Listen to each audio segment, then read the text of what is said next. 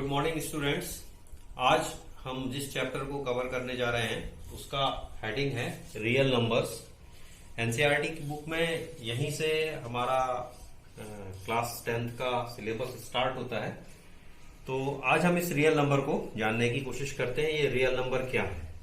Real number को समझने से पहले हमको एक अपना नंबर सिस्टम समझना पड़ेगा, और नंबर सिस्टम हमने प्रीवियस क्लासेस में पढ़ा हुआ है। आइए थोड़ा सा देखते हैं, रिकॉल करते हैं कौन कौन से नंबर सिस्टम, इनके नंबर्स को हम जानते हैं। First of all, set of natural number. Set of natural number आप जानते हैं 1, 2, 3, 4, 5 and so on. These are the set of natural number. इसके बाद नंबर सिस्टम में जर्नी स्टार्ट होती है 1, 2, 3, 4, 5 से। इसके बाद जब जीरो का इन्वेंशन होता है तो जब जीरो इसके साथ इंक्लूड हो जाता है, that means A set of number which content 0, 1, 2, 3, 4, 5 so on, तो हम इसी नंबर को फिर क्या बोलने लगते हैं? ये नंबर हो जाता है होल नंबर। अभी हमारे नंबर सिस्टम की जर्नी में कुछ नेगेटिव वाले नंबर्स भी आ जाते हैं। माइनस और प्लस दोनों के नंबर, +1, -1, +2, -2, +3, -3 एंड सो ऑन, साथ में 0। इन सारे नंबर्स को लेकर के जब हम एक सेट को बनाते हैं तो वो सेट कहलाता है सेट ऑफ इंटीजर्स। और सेट ऑफ इंटीजर्स के बाद अभी हम देख सकते हैं कि सबसे शुरू में हमारे पास क्या था? 1, 2, 3, 4 सारे पॉजिटिव नंबर थे। फिर 0 आ गया, हमारा नंबर सिस्टम थोड़ा रिच हो गया। फिर सारे नेगेटिव नंबर्स आ गए, हमारा नंबर सिस्टम और आगे बढ़ गया। अभी हम क्या देख रहे हैं? अभी हम देख रहे हैं 1/2, 1/3 इस टाइप के नंबर, दैट मीन्स P/Q के फॉर्म वाले नंबर्स। तो P/Q के फॉर्म वाले नंबर्स भी जब इस नंबर में जुड़ जाते हैं तो वो क्या बन जाता है? Set of rational number. कुछ नंबर्स होते हैं, अभी हम अपने चैप्टर में पढ़ेंगे, फॉर एग्जाम्पल √2, पाई, √3, ये सारे नंबर्स ऐसे नंबर्स हैं जिनको हम रैशनल नंबर नहीं मान सकते। तो इसके सेट को हम बोलते हैं सेट ऑफ इरेशनल नंबर। और जब हम एक ऐसा सेट बनाएं जिसमें सारे के सारे रैशनल नंबर, सारे के सारे इरेशनल नंबर आ जाएं, तो उससे जो हमारा एक पूरा एक बड़ा सेट मिलता है जिसको हम कहते हैं सेट ऑफ रियल नंबर। तो सेट ऑफ रियल नंबर को अगर हम इस फिगर से समझेंगे तो देखिए ये सबसे बड़ा नंबर सिस्टम में सबसे बड़ा नंबर, इसके अंतर्गत क्या आ रहा है? इसमें 0 भी इंक्लूड हो रहा है, इसमें सारे नेगेटिव नंबर भी आ रहे हैं, सारे पॉजिटिव नंबर भी आ रहे हैं, सारे P/Q फॉर्म वाले नंबर्स भी आ रहे हैं, सारे के सारे इरेशनल नंबर √2, √3 वाले नंबर्स भी आ रहे हैं। ये सारे के सारे नंबर्स को जो इंक्लूड करेगा that is set of real number. तो हमारी जर्नी कहां से स्टार्ट हुई? नेचुरल नंबर से। नेचुरल नंबर से फिर उसको इंक्लूड करने वाला एक और नंबर कौन आया? Whole number. होल नंबर से आगे कौन हो गया? Set of integers. Set of integers से ऊपर कौन आया? Set of rational number. और सेट ऑफ रैशनल नंबर और सेट ऑफ इरेशनल नंबर, इन दोनों नंबर को मिलाकर के जो हमारा बड़ा नंबर आया that is set of real number. तो अभी हम अपने चैप्टर में नेचुरल नंबर रियल नंबर्स के बारे में हम लोग जानने की कोशिश करेंगे। तो इसमें आप देखेंगे सबसे पहला जो स्टार्टिंग है वो हमारी एक लीमा से होता है, और उस लीमा का नाम है Euclid's division Lima. Euclid's division Lima मतलब क्या हुआ? किसी भी नंबर को हम a = BQ + R के फॉर्म में लिख सकते हैं, बता सकते हैं। ये हमारा यूक्लिड्स डिवीजन लीमा थी। लेकिन अभी हम आप जान रहे हैं कि 30% जो हमारा सिलेबस रिड्यूस हुआ है उसमें इस पार्ट को हटा दिया गया है।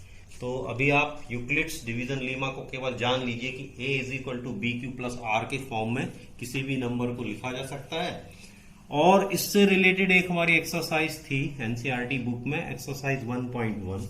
इसको भी अब हम ड्रॉप करेंगे, ये भी हमारे सिलेबस में नहीं है, तो इसमें हम इस पार्ट को छोड़ रहे हैं।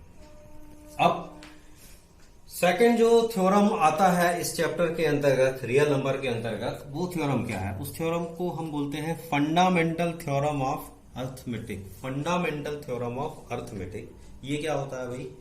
फंडामेंटल थ्योरम ऑफ अर्थमेटिक को अगर हम उसके स्टेटमेंट को देखें तो every composite number can be expressed that means factorized as a product of primes. मतलब क्या है, मतलब ये है कि हम हर नंबर को हम फैक्टराइज कर सकते हैं प्रोडक्ट ऑफ प्राइम के फॉर्म में। ये क्या मतलब हुआ, इसको हम लोग समझेंगे। और एक और खास बात क्या है कि जो आप एक्सप्रेस करेंगे, फैक्टराइज करेंगे, वो फैक्टराइजेशन जो है वो कैसा होगा, यूनिक होगा। तो यूनिक भी होना चाहिए उसको, फैक्टराइजेशन को, और every composite number can be expressed या factorise in a product of prime number. इसे हम बहुत सिंपल एग्जांपल से समझ सकते हैं। इतनी बड़ी बड़ी लैंग्वेज में शायद बात को क्लियर नहीं हम समझ पाएंगे, मगर देखिए एक सिंपल सा एग्जांपल है। एक नंबर हमने ले लिया 48। अभी 48 नंबर को हम फैक्टराइज कर रहे हैं। फैक्टराइज कैसे करना है, 2 से डिवाइड किया, फिर जो रेस्ट नंबर बचा उसको फिर 2 से डिवाइड किया, फिर 2 से डिवाइड किया, फिर 2 से डिवाइड किया, फिर 3 से डिवाइड किया। इस तरह हम उसको क्या करते हैं, जैसे हम एलसीएम निकालने के लिए हम फैक्टराइजेशन करते थे, तो फैक्टराइजेशन हम बहुत अच्छे से जानते हैं। एलसीएम निकालने के लिए फैक्टराइजेशन करते थे, तो 48 can be written as 2 multiplied by 2 multiplied by 2 multiplied by 2 multiplied by 3. That means 1 2 3 4 times आया, तो इसको हम लिख सकते हैं 2 to the power 4 3 की पावर 1। तो ये जो एक्सप्रेशन है, इस एक्सप्रेशन को हम हर नंबर के साथ शो कर सकते हैं। यही फंडामेंटल थ्योरम ऑफ अर्थमेटिक है, और कुछ नहीं है। फंडामेंटल थ्योरम ऑफ अर्थमेटिक क्या हुआ, हर नंबर को कैसा नंबर होना चाहिए, कंपोजिट नंबर होना चाहिए। हर कंपोजिट नंबर को हम किस तरह से लिख सकते हैं, प्राइम फैक्टर में। प्राइम फैक्टर फैक्टराइजेशन में प्राइम फैक्टर का क्या मतलब है, प्राइम फैक्टर का मतलब होता है किसी नंबर को हम कितना डिवाइड कर सकते हैं, किस तरह से हम दो नंबर्स के मल्टीपल में लिख सकते हैं, उसको हम इतना कर दें कि उसके आगे फिर हम और उसको फैक्टराइज ना कर सके, that is prime factor. For example 48 को हमने क्या किया, 2 multiplied by 2 multiplied by 2 multiplied by 2 multiplied by 3 किया हुआ है। तो अभी आप देखते हो कि इसको आप और फैक्टराइज नहीं कर सकते। इसको हम कैसे समझेंगे, देखिए मैं ये कह रहा हूं 48 है, 48 को आप लिख सकते हो 24 मल्टीप्लाइड बाई 2 लिख सकते हैं, ये सिंपल है, और ये इसका फैक्टराइजेशन भी है। But it's not a prime factorization. क्यों प्राइम फैक्टराइजेशन नहीं है, क्योंकि अभी ये 24 जो लिख रहा है ना, इस 24 को भी हम और भी फैक्टराइज कर सकते हैं। अगर हम इसको और फैक्टराइज करेंगे तो क्या हो जाएगा, 12 मल्टीप्लाइड बाई 2 मल्टीप्लाइड बाई 2, ये एक और नया फैक्टराइजेशन हो गया, जिसमें हमने क्या किया, 48 को लिखा 12 मल्टीप्लाइड बाई 2 मल्टीप्लाइड बाई 2। मगर ये फैक्टराइजेशन भी क्या प्राइम फैक्टराइजेशन है, no, it's not a prime factorization. क्यों, क्योंकि अभी हम ये जो 12 है ना, इस 12 को भी हम फैक्टराइज कर सकते हैं। अब हमने इस 12 को कर दिया 4 multiplied by 3 multiplied by 2 multiplied by 2, इस तरह से अगर हमने कर दिया तो ये भी एक फैक्टराइजेशन हो गया। मगर इस फैक्टराइजेशन में भी क्या हम इसको प्राइम फैक्टराइजेशन मान सकते हैं, अभी भी हम बोल सकते हैं कि नहीं मान सकते। क्यों नहीं मान सकते, क्योंकि 4 जो है अभी इसको और हम ब्रेक कर सकते हैं और फैक्टराइज कर सकते हैं। तो इसको हम क्या लिखेंगे, 2 multiplied by 2 multiplied by 3 multiplied by 2 multiplied by 2। क्या ये फैक्टराइजेशन है, यस ये फैक्टराइजेशन है। क्या ये प्राइम फैक्टराइजेशन है, yes it's a prime factorization, क्योंकि अब हम किसी भी नंबर को और फैक्टराइज नहीं कर सकते। तो कितने टाइम हुआ, 1 2 3 4, ये देखिए 1 2 3 4 टाइम हुआ। मल्टीप्लाइड बाई क्या होना चाहिए, 3, सो मल्टीप्लाइड बाई 3। तो ये 48 का ये क्या हुआ, प्राइम फैक्टराइजेशन हुआ। तो क्या आप प्राइम फैक्टराइजेशन को समझ पाए। प्राइम फैक्टराइजेशन का मतलब क्या हुआ, हम किसी नंबर को फैक्टराइज कर रहे हैं और उसके आगे अगर हम और उसको फैक्टराइज नहीं कर सकते, दैट इज प्राइम फैक्टराइजेशन। तो हम किसी भी नंबर को प्राइम फैक्टराइज कर सकते हैं। अब यहां पर एक वर्ड और यूज हो रहा है, वो नंबर है कंपोजिट नंबर। कंपोजिट नंबर का क्या मतलब हुआ, कंपोजिट नंबर का मतलब ये हुआ कि ऐसा नंबर जो खुद से तो डिवाइड होता ही है, अपने आप से डिवाइड होता है, 1 से भी डिवाइड होता है, साथ में किसी और नंबर से भी अगर डिवाइड होता है तो उस नंबर को हम क्या बोलते हैं, कंपोजिट नंबर बोलते हैं। तो हर composite number, each and every composite number can be expressed means can be factorised as a product of prime. I hope आपको ये थ्योरम समझ में आया होगा। अभी एक्सरसाइज देखिए 1.2 का सबसे फर्स्ट क्वेश्चन जो है एकदम सिंपल। प्राइम फैक्टराइजेशन इसका फंडामेंटल थ्योरम ऑफ अर्थमेटिक को यूज करते हुए उनको फैक्टराइज करना है। तो अगर मान लीजिए हमको पहला एग्जांपल हम देखेंगे 140 का, तो 140 को हम फैक्टराइज करेंगे तो 2 multiplied by 2 multiplied by 5 multiplied by 7, इस तरह से हमने इसको फैक्टराइज किया। क्या ये फैक्टराइजेशन प्राइम फैक्टराइजेशन है? Yes, it's a prime factorization. क्यों? क्योंकि अभी हम देख रहे हैं 2, 2, 5, 7 इनको हम और फैक्टराइज नहीं कर सकते, तो इसी तरह से हम प्राइम फैक्टराइजेशन बहुत आसानी से निकाल सकते हैं। इसी के दूसरे पार्ट है क्वेश्चन नंबर 2, 3, 4 एंड 5। ये सारे के सारे हम आपको होमवर्क के लिए दे रहे हैं, इसको आप फैक्टराइज जरूर कर सकेंगे।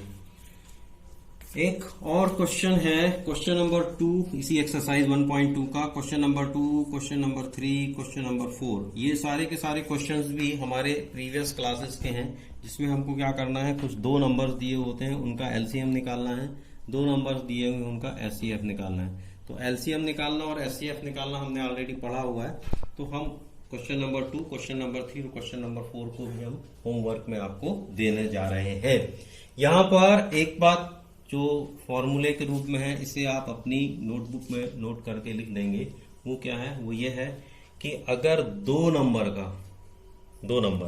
2 से ज्यादा नहीं, अगर 2 नंबर दिए हैं तो 2 नंबर का एलसीएम और उन 2 नंबर का एचसीएफ, उन दोनों का मल्टीप्लीकेशन और प्रोडक्ट ऑफ दीज 2 नंबर्स उनका मल्टीप्लीकेशन दोनों कैसा होता है? इक्वल होता है। दैट मीन्स अगर मान लो पहला नंबर है ए, दूसरा नंबर है बी, तो ए मल्टीप्लाइड बाई बी जो है वो उसके एलसीएम और एचसीएफ के मल्टीप्लिकेशन के इक्वल होंगे। ऐसा करके हम इस तरह के क्वेश्चन नंबर 2, क्वेश्चन नंबर 3 और क्वेश्चन नंबर 4 को सॉल्व कर सकते हैं। क्वेश्चन नंबर 5 एक नई बात को लेकर के आ रहा है। Check whether 6 to the power n and with the digit 0 for any natural number n। क्या हमको ये चेक करके बताना है कि 6 to the power n जो नंबर है, इस नंबर को क्या हम ऐसे किसी नंबर में लिख सकते हैं जिसका एंड मतलब जिसका जो लास्ट वाला प्लेस है वहां पर क्या आना चाहिए? डिजिट 0 आना चाहिए। और n क्या है? n मतलब नेचुरल नंबर। नेचुरल नंबर मतलब 6 to the power n को हम क्या लिख सकते हैं? 6 की पावर 1, 6 की पावर 2, 6 की पावर 3। 6 की पावर 1 लिखा तो 6 आया, 6 की पावर 2 लिखा तो 36 आया, एंड सो ऑन। तो हमको इस तरह से n की वैल्यू को बढ़ाते बढ़ाते क्या हम कोई ऐसा नंबर ढूंढ के ला सकते हैं जिसके लास्ट में क्या आ रहा हो? 0 आ रहा हो। इसको कैसे सॉल्व करेंगे? तो अगर 6 की पावर n नंबर n के किसी वैल्यू के लिए लास्ट डिजिट को 0 कर रहा है ना? सपोज मान लीजिए 660 ऐसा कोई नंबर आया, तो 660 में लास्ट डिजिट क्या हो गया? 0। ऐसा कोई नंबर क्या n की किसी वैल्यू के लिए मिलता है? यदि इस तरह का कोई नंबर मिलेगा तो इस नंबर को हम क्या कहेंगे? ये नंबर डिविजिबल बाई क्या होगा? 5। किससे डिविजिबल होगा? 5 से डिविजिबल होगा। So if number 6 to the power n divisible by 5, then it has 5 as a prime factor। अगर ये डिविजिबल है 5 से, तो इसका प्राइम फैक्टर क्या होना चाहिए? 5 होना चाहिए। प्राइम फैक्टर मींस, फिर आप देखिए ये 48 को हमने लिखा था 2 into 2 into 2 into 2 into 3, तो यहां पर ये जो 2 है ये इसका प्राइम फैक्टर बनेगा जो इसको डिविजिबल करेगा। 3 जो है वो इसका एक प्राइम फैक्टर है जो इसको डिविजिबल करेगा। डिविजिबल का मतलब क्या हुआ? डिवाइड कर देना।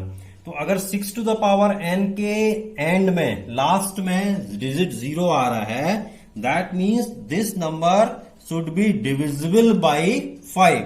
और डिविजिबल बाई 5 मीन्स क्या हुआ कि 5 इसका एक प्राइम फैक्टर होगा। अब हम इसको 6 to the power n के प्राइम फैक्टर को चेक करते हैं। तो 6 to the power n is equal to 2 multiplied by 3 power n, क्योंकि 6 को हम क्या करेंगे? 6 के अगर प्राइम फैक्टर निकालेंगे तो 2 into 3 निकलेगा।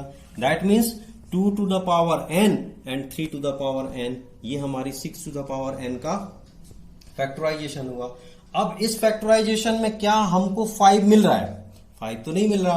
तो 5 नहीं मिल रहा, इसका मतलब क्या हुआ कि ये number 6 to the power n does not contained prime number 5। और अगर ये प्राइम नंबर 5 को कंटेन नहीं करता है, इसका मतलब क्या हुआ? इसका मतलब हुआ कि there is no any number which divisible 6 to the power n by 5। That means हम ये कह सकते हैं कि ऐसा कोई भी नंबर n के लिए नहीं मिलने वाला है जिसके लिए 6 to the power n का last digit and with digit 0 ये हमको मिलेगा, ऐसा संभव नहीं है। क्यों नहीं है संभव? क्योंकि हमने इसके प्राइम फैक्टर में 5 को नहीं देखा है। सो ये हमारा चेकिंग हो गया। इस तरह के और भी क्वेश्चंस आपको मिलेंगे तो इसे आप कंप्लीट करेंगे। Okay, thank you.